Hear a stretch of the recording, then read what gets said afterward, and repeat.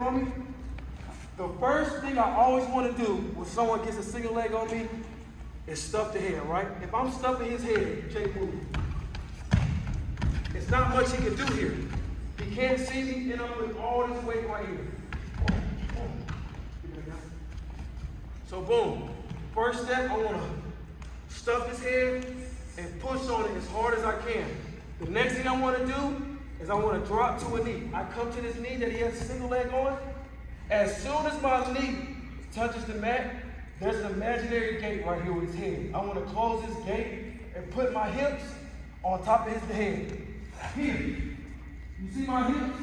I'm driving my hips into him. Once I get here, I want to start hip cut, hip cut, hip cut, hip cut.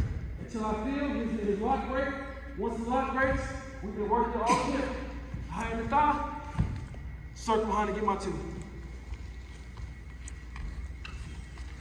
He gets that single leg, I go to stuff his head. As soon as my knee touches the mat, right? I close that gate, and I want to drive my hips into the back of Jake's head. And I want to start hip cut, hip cut, hip cut. And as I hip cut, you see where my hands are? As I drive my hips into him, I place my hands right here on his legs. Hip cut, hip cut, hip cut. Once I feel that lock break, I get to my front hand, to my toes, run and get my two. Any questions? One thing important that he brought up, I want to tell all y'all, and I'm glad he talked about this, is sprawl. So many people now, like he said, when you're scrambling, you guys wrestling college, you know too, a guy that's got a good shot, whether it's high school or whether it's college, somebody getting deep on a single, unless you're a really great scrambler, the guy that gets that shot's going to score. A sprawl and a go-behind is a whole lot easier to score on than trying to scramble and flip around and all that stuff. Scrambling can't work, but a good sprawl and a go-behind is going to score a lot more percentage of the time than a scramble. The number one takedown in college is a go-behind. Number one. Watch the NCAA finals. That's how they score. Sprawl, go-behind. Those guys that scramble, they're 1 in a million that you get a guy that can scramble and score every time he scrambles. Not many of them guys can score like that. Exactly, exactly. So here's one time all the way through. You shoot the single, stuff, you touch the neck, hip cut, go behind. And we're going to start here. I don't want anybody shooting. We're going to start exactly right here, okay? And then we're just going to work on stuffing the head, getting that knee to the mat, squaring up. So when I do this, this is called squaring up. I call it closing the gate because here, if my leg's the door, I'm closing the door, sprawling out. Let's work it. 1, 2. Good defense on the high crotch, right? When somebody gets here, if it's high and tight, I can't really do much here. He pretty much has me. So, the main thing I want to do here, when he gets on that high crotch, I want to create space. The one way I can create space is I got a hip bump. Watch what happens when I do this. You see what happens?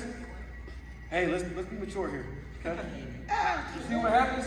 It creates space. Once I hip bump him, it creates space. And all I'm gonna do with this space is I'm gonna take this hand and I'm gonna club his head.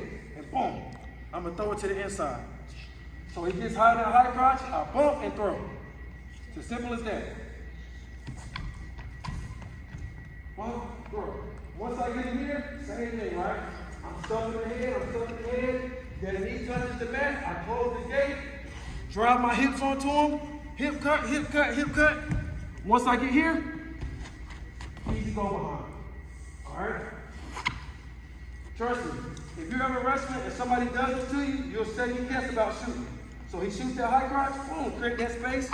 I throw his head on the inside. That knee touches the mat, close the gate, hip cut, go behind. Everybody understand?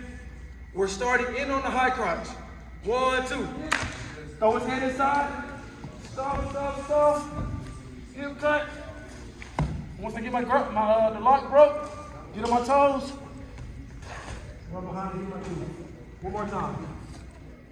Hey guys, shooting. Don't shoot a scary high crotch because you're about to get crossface. Shoot a high crotch how you would normally shoot a high crotch, right? You shoot a good high crotch. Boom, hip bump, smash, get here, square my hips, cut, circle, get behind. Let's work that for a few minutes. 1, 2. So, Jake's gonna shoot this double All I'm gonna do, I'm gonna keep the same hip pressure. I'm gonna make him feel my hips. Once I bump my hips into him, I'm gonna do like an underhook on this side right here. And I'm gonna throw it across.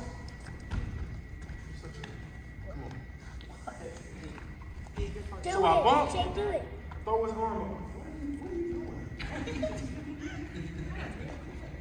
Shoot a double. He shoots a double, I bump his hips, and I throw him about. And I score.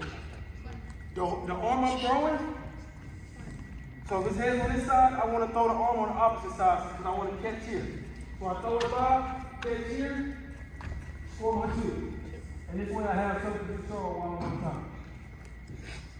So with this move, you're actually going to shoot. You're going to shoot a double leg. He shoots a double, make him feel my hips. Once he feels my hips, bump, throw him by, score the takedown. Everybody understand? Let's work it. 1, 2.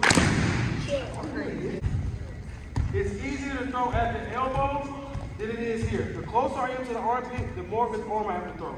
And like how y'all saw I was struggling earlier, trying to throw this by, because I'm trying to throw his whole arm by. That's going to be hard to do. If I can get at his elbow, watch how easy his arm goes over. Right? So the aiming point to throw is the elbow. You bump at the elbow, throw it by, and score. So when you're going to throw that bomb, we're aiming right here. I don't want to be too far past the elbow. If I'm past the elbow, I'm working with too much of it. Pay attention. I'm working with too much of his arm if I'm in the armpit. If I'm here at the elbow, it's easier to get it by. And it's easier to score here. Okay? Let's work it. 1, 2.